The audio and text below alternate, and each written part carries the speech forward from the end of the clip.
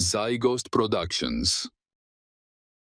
Jenny was a photography student, living alone in a small apartment in Spain. She rented it because she loved the view from her room, a large window that looked directly out onto the street, where people passed by day and night.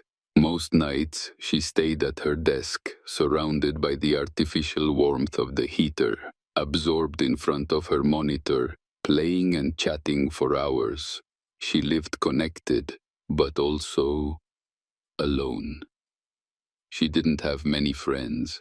Her only constant company was Mimi, her white cat, with sky-blue eyes. Every early morning, like some kind of magical habit, Mimi would scratch at her bedroom door, so Jenny would open it and let her lie down at her feet. A simple gesture, but it kept Jenny's routine together. It made everything seem all right. Until the whispers began. It started with an almost imperceptible sound, a soft shht, like someone calling her from the street. She thought it was the wind, or the heater making noise, but night after night, that shht kept coming back. And every time she looked out the window, there was no one there. One night, while editing photos for class, she felt a cold breeze brush her neck. Impossible. All the windows were closed. It was the middle of winter, and the heater made the room warm. Sometimes too warm. She got up and found one of the windows slightly open. She swore she hadn't touched it. She closed it and tried not to think about it anymore. Until Mimi changed.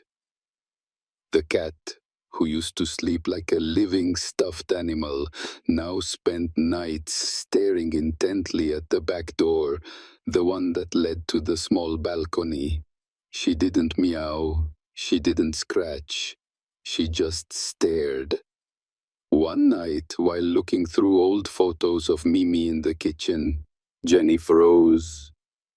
In one picture, right in the background, in the window, there was a figure. It looked human, but deformed. Where its face should have been, there was something worse. A smile, literally, like an emoji carved into flesh. The file was dated exactly 1 week before, the same day she heard the first. Jenny felt a knot tighten in her stomach. Something was wrong, as if something was lurking.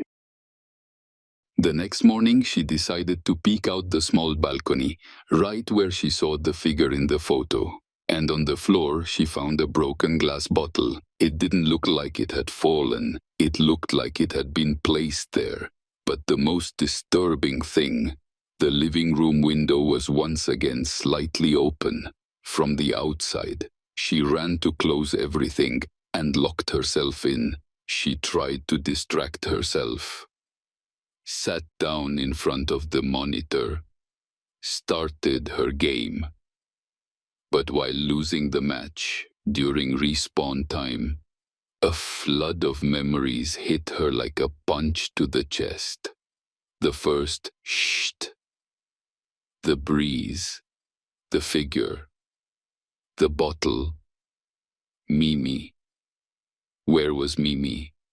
She called her, looked for her. Nothing. She remembered Mimi used to scratch the door every morning to get her attention. There was no scratch today.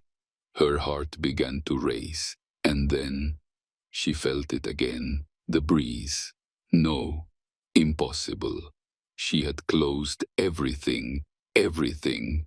She ran downstairs barefoot on the cold floor, opened the back door, and she saw it, written in blood, on the wall, right next to the balcony.